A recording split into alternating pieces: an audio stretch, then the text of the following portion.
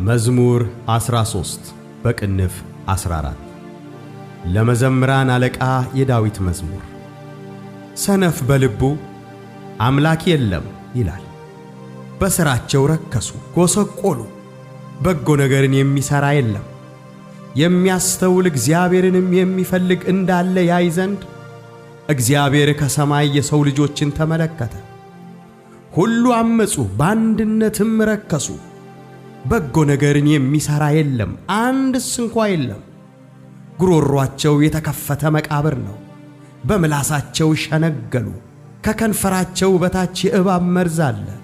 አፋቸው መርገምንና መራራን ተሞልቷል።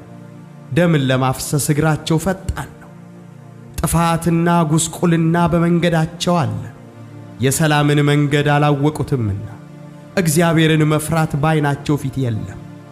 ሕዝቤን እንደ እንጀራ የሚበሉ ኀጢአት የሚሠሩ ሁሉ በውኑ አያውቁምን? እግዚአብሔርንም አይጠሩትም። በዚያ በታላቅ ፍርሃት እጅግ ፈሩ። እግዚአብሔር በጻድቃን ትውልድ ዘንድ ነውና የድሆችን ምክር አሳፈራቸው። እግዚአብሔር ግን ተስፋቸው ነው።